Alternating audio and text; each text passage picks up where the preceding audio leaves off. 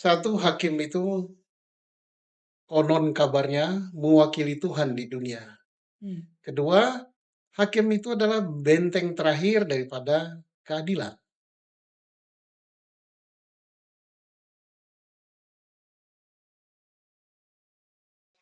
Pak Susno, kalau kita ingat, sidang peninjauan kembalinya Saka Tatal itu kan sudah 1 bulan lebih mungkin ya? Ya, lebih. Kok lama ya, Pak? Nah, itulah kan banyak kita serap, kita dengar, baik di televisi maupun obrolan masyarakat Mmm. ataupun di media sosial. Semacam apa ya, keluhan masyarakat. Iya. Kok kenapa sih PK sebulan nggak Lama putus gitu? banget gitu. Lama banget. Mmm. Apa emang berkasnya setinggi gunung gitu kan? Apa yang dipikir oleh hakim gitu? Rakyat pencari keadilan tuh ingin cepat. Dan bukankah azas daripada hukum kita itu kan berperkara biaya murah, cepat dan sebagainya gitu. Loh, jangan-jangan mau membenarkan, Pak, kan katanya ada masyarakat Indonesia itu mudah lupa gitu. Jadi kalau ini dilama-lamakan, supaya lupa dulu. Ya lupa dulu perkaranya gitu kan. Iya, Sehingga putusannya nggak ditanyakan, nggak nggak ditanyakan, dipertanyakan kembali. asal-asalan lah ya. Iya. Jadi janganlah begitu. Semoga tidak begitu ya. Ingat ini, satu hakim itu konon kabarnya mewakili Tuhan di dunia. Mmm. Kedua, hakim itu adalah benteng terakhir daripada keadilan.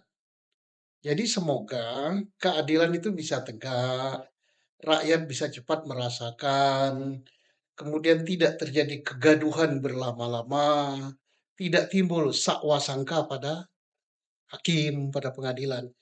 Cobalah dengan mempercepat putusan perkara PK dan perkara yang adil, yang bijak, yang sesuai dengan hati nurani, dan juga yang memenuhi rasa keadilan masyarakat. Ya tentunya harus segera cepat, jangan asal-asalan, karena kita udah tahu untuk perkara si Vina dan Eki ini kan putusan hakim tingkat pertama itu nampak benar asal-asalan. Mmm. Tingkat kedua banding juga begitu, ngawur-ngawuran. Tingkat kasasinya ya sami mawon gitu. Mudah-mudahan bisa diperbaiki pada tingkat peninjauan kembali oleh Hakim Agung yang bijak ya. Segera diputus, kemudian yang adil, yang bijak. Berarti sebenarnya, pengambilan putusan ini bisa cepat dong, Pak? Bisa, seminggu bisa kalau betul-betul memperhatikan rasa keadilan masyarakat.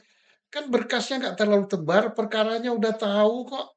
Sudah berjalan sekian, sudah berkembang di masyarakat, semua fakta udah terungkap gitu, terungkap ke publik.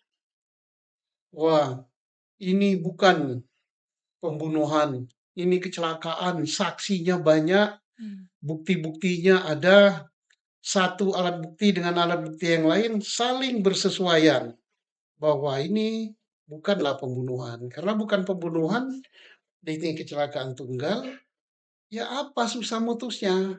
Nggak ada yang harus bertanggung jawab terhadap meninggalnya 2 orang itu.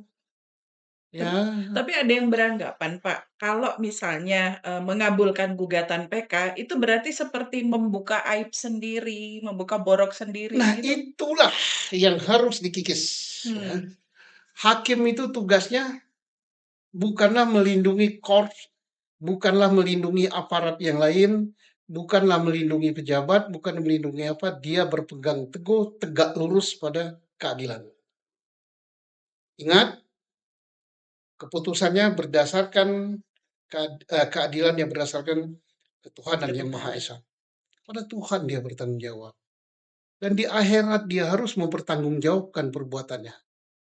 Begitu dia salah memutus untuk kasus PK ini, 8 orang merasakan 7 seumur hidup. Mmm. Satu sudah dipenjara 8 tahun. Itu derita yang luar biasa. Nah, itu harus berpikir ke sana gitu. Jangan berlama-lama, cepatlah. Tapi kan nanti hakim di sidang perkara PK ini kan beda dengan hakim yang memutus. Iya, Bisa objektif nggak ya, Pak, ya? insya Allah asalkan panitra Dan hakim yang menyidangkan itu betul-betul membuat semua fakta hukum yang terungkap di persidangan. Tidak dibuat subjektif, tidak ditambah, tidak dikurangi, tapi apa adanya. Nanti silakan hakim yang akan memutus, yang menilai. Jangan nanti ditambah, dikurangi, ditafsirkan sendiri, lah itu jadi kacau ya. Berarti seharusnya nggak apa-apa ya, Pak? Insya Allah tidak apa-apa, insya Allah. Saya yakin bisa ya. Tergantung kemauan. Mau nggak berbuat adil. Tapi kalau bani inkrah, ya udah mencari pembenaran. Yang penting saya nggak malu gitu. Ya, itu bukan tipe hakim Indonesia.